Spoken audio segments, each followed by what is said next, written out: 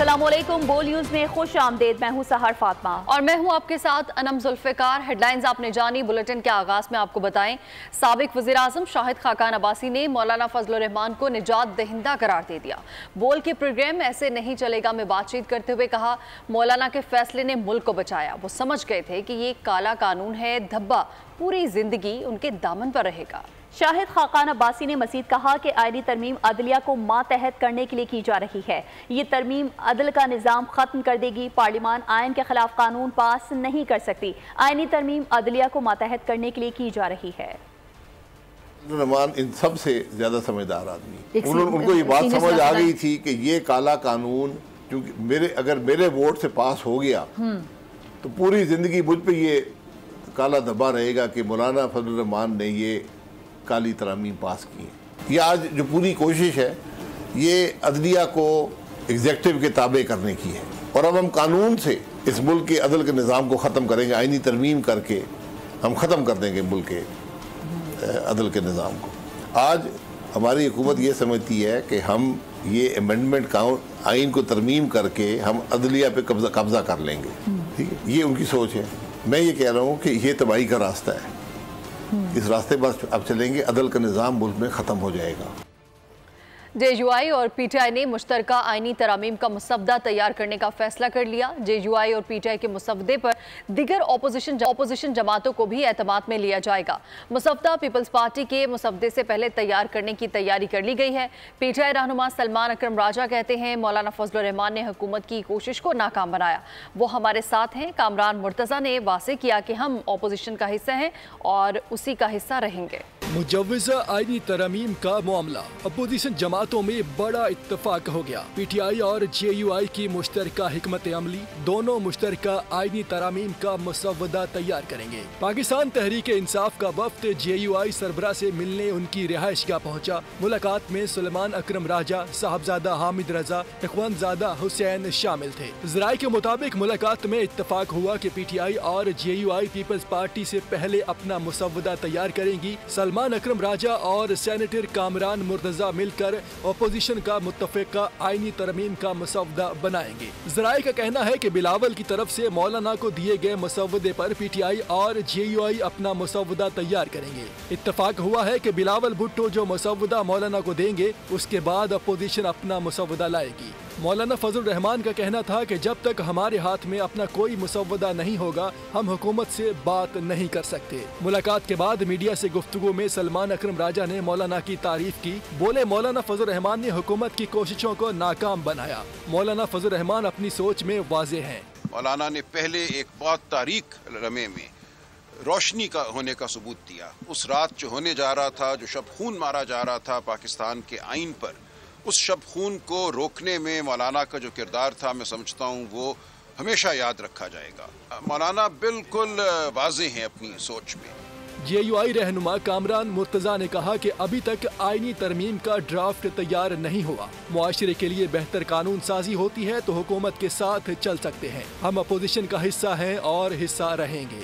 Draft अभी तक कोई तैयार नहीं है। अगर कोई माशरे के लिए, अगर कोई मुल्क के लिए अच्छी कानून साजी होगी, दस्तूर पर कोई ऐसी अमेंडमेंट जो अच्छी होगी उसमें हम चल सकते हैं। चलेंगे नहीं ये मैं कह रहा हूँ। हम अपोजिशन का हिस्सा है, अपोजिशन को नहीं छोड़ सकते। ज़राए के मुताबिक JUI और PTI के मसवदे पर दीगर अपोजिशन जमातों को भी एतमाद में लिया जाएगा। आगे बढ़ते हैं और अब आपको बताएं कि जस्टिस मुनीब अख्तर का सीनियर जजेस के साथ रवैया इंतहाई नामुनासिब था। चीफ जस्टिस काजी फाइज ईसा ने जस्टिस मंसूर अली शाह को जवाबी खत लिख दिया। कहा, साथी जजेस ने भी उनके नामुनासिब रवैये पर शिकायत की। जस्टिस मुनीब अख्तर ने प्रैक्टिस एंड प्रोसीजर बिल की भी सख्त मुखालफत की थी। मुकदमात के बजाय छुट्टियों को तरजीह दी। जस्टिस याहिया अफरीदी की माजरत के बाद जस्टिस अमीनुद्दीन खान को जजेस की कमेटी में शामिल किया गया है। चीफ जस्टिस काजी फाइज ईसा ने जस्टिस मुनीब अख्तर को लापरवाह करार दे दिया। चीफ जस्टिस ने चार्जशीट जारी कर दी। चीफ जस्टिस काजी फाइज ईसा ने जस्टिस मंसूर अली शाह के खत के जवाब में जस्टिस मुनीब अख्तर को कमेटी में शामिल न करने की वजूहात बता दी। खत में लिखा कि जस्टिस मुनीब अख्तर का सीनियर जजों के साथ रवैया इंतहाई नामुनासिब था। उन्होंने कमेटी के मुअज़्ज़िज़ रुकन से गैर शाइस्ता और नारवा रवैया अपनाया और वॉकआउट भी कर गए। साथी जजों ने जस्टिस मुनीब अख्तर के नामुनासिब रवैये की शिकायत की थी। चीफ जस्टिस जस्टिस ने मजीद लिखा कि जस्टिस मुनीब अख्तर ने प्रैक्टिस एंड प्रोसीजर बिल की शदीद मुखालफत की। जस्टिस मुनीब अख्तर ने मुकदमात के बोझ से लापरवाह होकर छुट्टियां की। उन्होंने फौरी नौयत के आईनी केस सुनने से इनकार किया। ऑडियो लीक केस में हुक्म इम्तना जारी करके हुक्म इम्तना जारी ही ना करने दिया। चीफ जस्टिस ने लिखा, जस्टिस मुनीब अख्तर तातीलात में अदालती काम करने के लिए दस्तयाब ना थे और छुट्टियों को तरजीह दी। चीफ जस्टिस ने जस्टिस मंसूर अली शाह को मुखातिब करते हुए कहा कि कानूनी तौर पर आप ये सवाल नहीं उठा सकते कि चीफ जस्टिस कमेटी में किस जज को शामिल करें।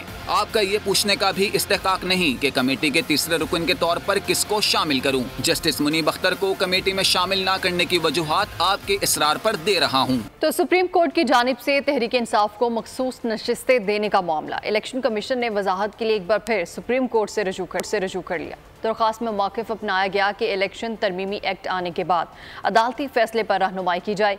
मुख्तसर फैसले पर जब वजाहत मांगी गई थी तब नया एक्ट मौजूद नहीं था। तहरीक इंसाफ को मखसूस नशिस्तें देने का मामला इलेक्शन कमीशन 8वें रोज भी किसी नतीजे पर न पहुंचा। रहनुमाई के लिए एक बार फिर सुप्रीम कोर्ट से रुजू कर लिया।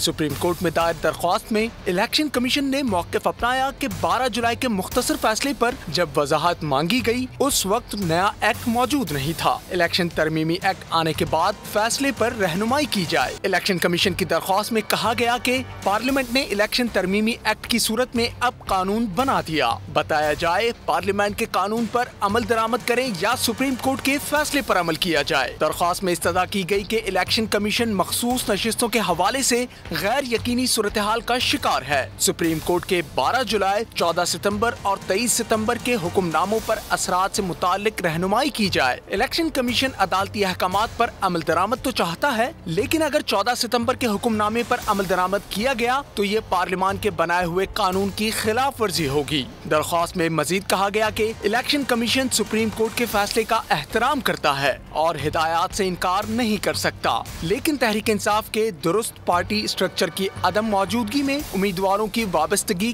कैसे मालूम होगी। वज़ीर आज़म शहबाज शरीफ का तारीखी दौरा अमरीका। वर्ल्ड बैंक के सदर अजय बंगा ने वज़ीर आज़म से मुलाकात में पाकिस्तान की मैक्रो इकनॉमिक इस्लाहात की तारीफ कर दी। वज़ीर आज़म की IMF सरबराह से भी अहम मुलाकात हुई। शहबाज शरीफ ने कहा कि अल्लाह का शुक्र है कि IMF का प्रोग्राम मंजूर हो गया, मिलकर दिन रात मेहनत करनी है। पाकिस्तानी मईशत को मजीद मुस्तहकम करने के लिए वजीर आजम कोशा। दौरा अमरीका के मौके पर वजीर आजम शहबाज शरीफ की अहम मुलाकातें जारी। वर्ल्ड बैंक और IMF पाकिस्तानी हुकूमत की काविशों का मोतरफ। वजीर आजम से वर्ल्ड बैंक के सदर अजय बंगा की मुलाकात हुई। अजय बंगा ने पाकिस्तान की मैक्रो इकनॉमिक इस्लाहात की तारीफ की।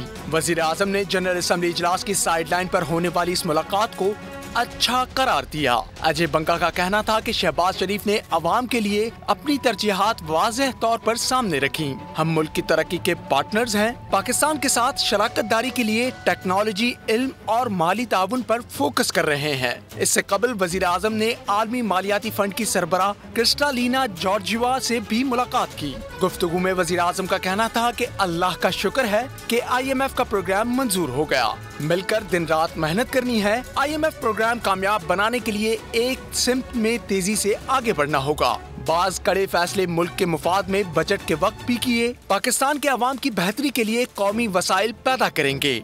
हुकूमत नॉन फाइलर की इस्तिलाह खत्म कर रही है। टैक्स ना देने वालों पर ऐसी पाबंदियां लगाएंगे कि वो बहुत से काम नहीं कर सकेंगे।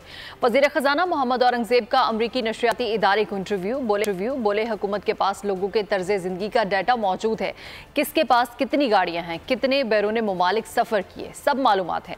अमरीका की मदद और चीन का ताउन IMF प्रोग्राम की मंजूरी की वजह बना। IMF प्रोग्राम के लिए दोस्त ममालिक ने मालियाती ज़रूरत को पूरा करने की यकीन दहानी कराई। सब्सक्राइब करें और बेल दबाएं ताकि कोई खबर रह न जाए।